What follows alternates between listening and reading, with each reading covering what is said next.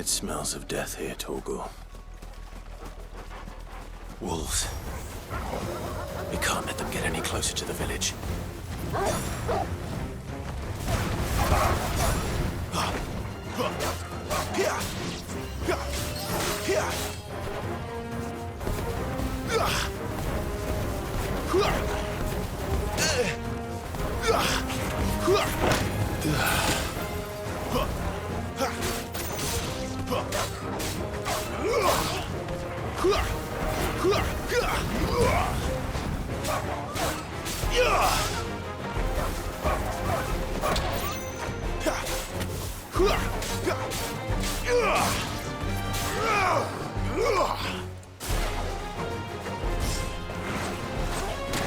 You lose.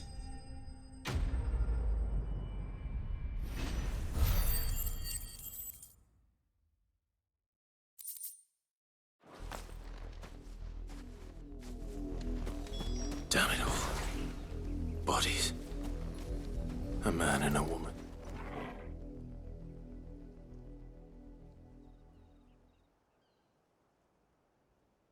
Well, the wolves have been busy. But the blood is long dry.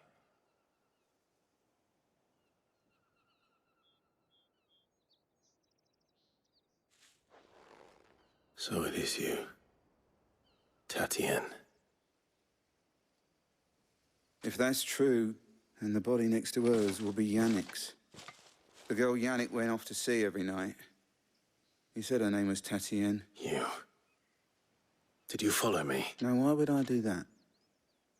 Unless you think I'd have good reason to. But no. I was sent to find Yannick. By the looks of things, I have. We both found who we were searching for. Nah, he was a jealous sod.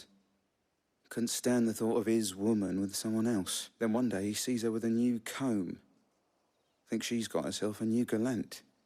Tells the garrison he's going to find the man and kill him. We know it's all talk, but then he disappears off to Moor for some dealings and doesn't come back. If you mean this comb, it was a gift from the dame. If only Yannick had bothered to ask, he might not be rotting on a hill. I think he meant to ask her something else. He stole the old comb and bought her a new one. Wed? Where would they have gone? Certainly not back to North, and we all know what happens to deserters.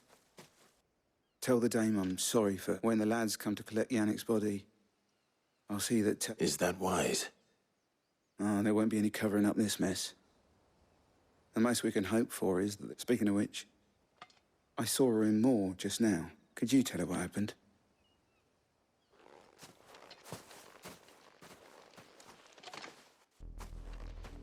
I need to tell Isabel. Perhaps the comb will give her something to remember Tatienne by.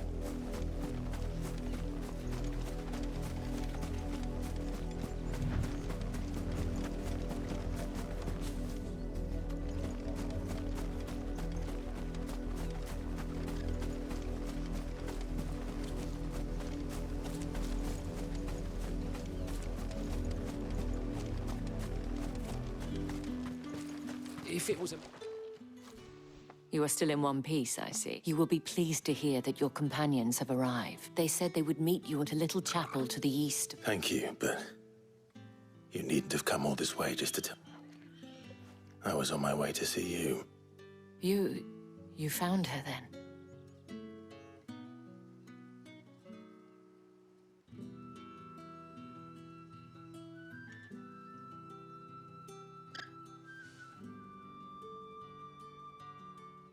It is by no means uncommon for a client to fall for a courtesan. Especially a client, but rarely do such tales have happy endings. I found this with Tatienne. I believe it was yours.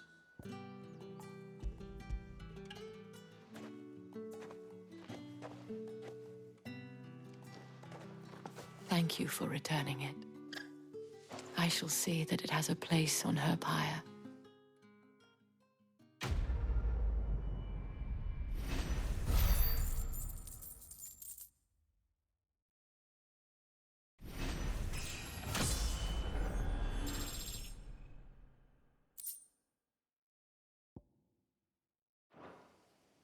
I should go. Before you do, I have one last gift. A token of my thanks. The Vale counts among its patrons several high-ranking officers of the Imperial Army.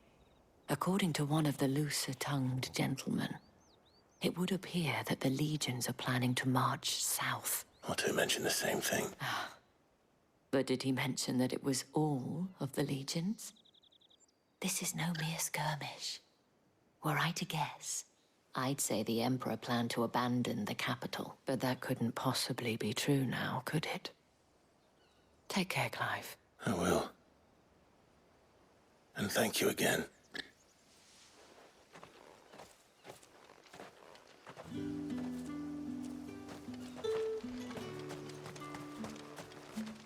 What do you want? If that's what you want.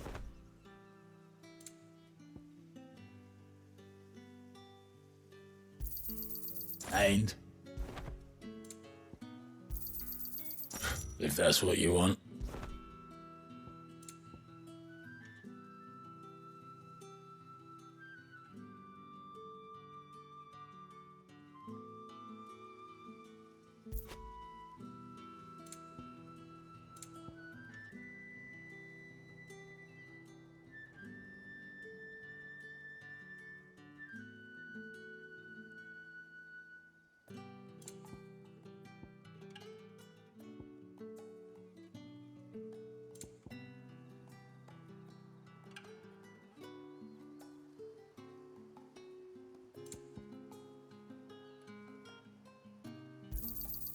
And?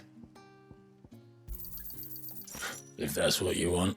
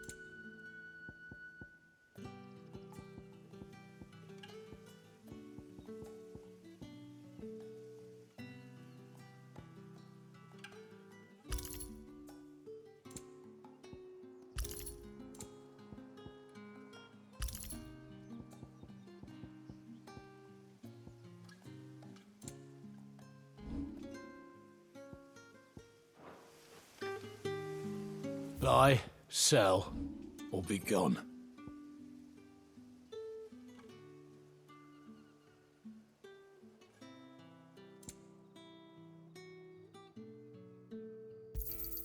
You're lucky to get that much.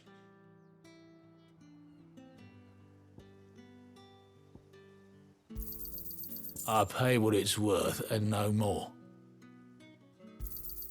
Not enough for you? Pity that.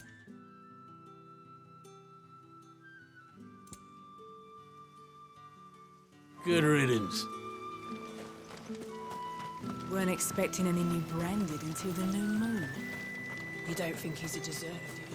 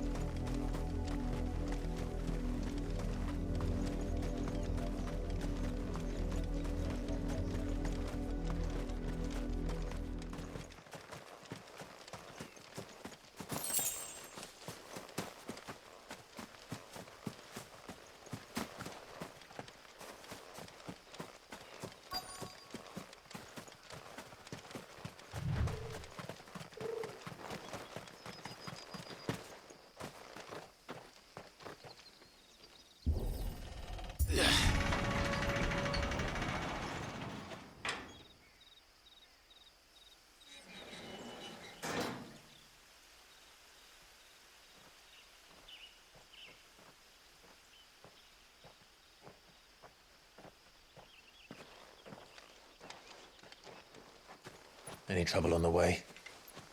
None worth mentioning. As I was telling Jill, it's worse than I thought. The capital's crawling with soldiers. And here I am, the deserter come home. Which is why we'll be taking the back door.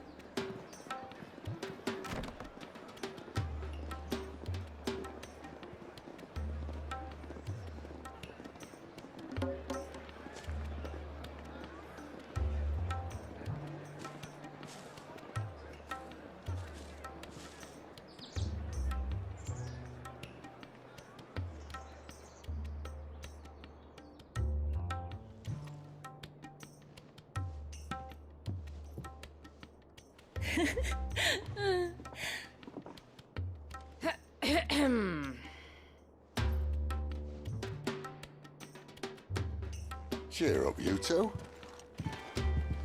Can't think of a safer place in the Empire than a...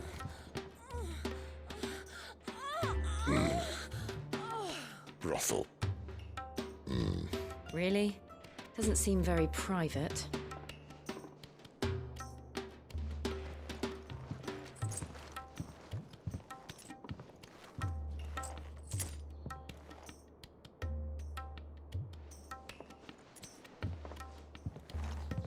So then, how do we proceed? We'll be using the glass gate. Tonight, just after sunset. Where the shards are loaded for transport. That is one of the most heavily guarded points in all of Sambrek. But not the most, which is a start. Besides, I know a shortcut straight to the heart. A shortcut. And how exactly did you come to know about this fatal chink in the Empire's armor? Let's just say I may have attempted something similar before. And may have ended up running for dear life after being discovered by Bahamut, but that's not important. Sid, if the Mother Crystals truly are the cause of the Blight... If? You wound me, Jill. What I'm trying to say is, if the powers that be know all of this, why do they sit idle and allow it to continue? In case you haven't noticed, the God-fearing people of this realm and their pious leaders care for but one thing, themselves. And they'll do whatever it takes to hold on to power. The rest of us are just a means to an end. The moment you raise your voice against them, you're decried as an outlaw, clapped in irons and slung in a cell to rot. An outlaw. Whoever controls the crystals controls the realm. But our kind can wield magic without them. To our rulers, we must seem the most convenient of tools. And the most dangerous. But what makes them think they have the right to use us? To leave us to die when our bodies are spent? Does a nobleman weep for a broken mug? A torn tunic? Our fate means nothing to them. No, this isn't a battle you can win with words. Believe me, I've tried, but nothing ever gets through. The world is simply not ready to listen. So to hell with talking. If they won't give us a say, we'll decide our fate's another one. Right. You can't blame a man for wanting to bring an end to all this, can you? I can't. But what of all the people you mean to rob of their comforts? Are you happy for them to call you outlaw? Sid the Outlaw. Aye, that'll do me. You might at least pretend to take this seriously. Have a little faith, Jill. Even if you don't think much of my choice of digs. If it means my deeds will be remembered, I'll gladly play the role of villain.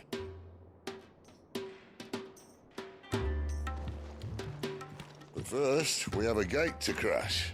And once we're in, there'll be no turning back. So you best make ready. The world won't save itself.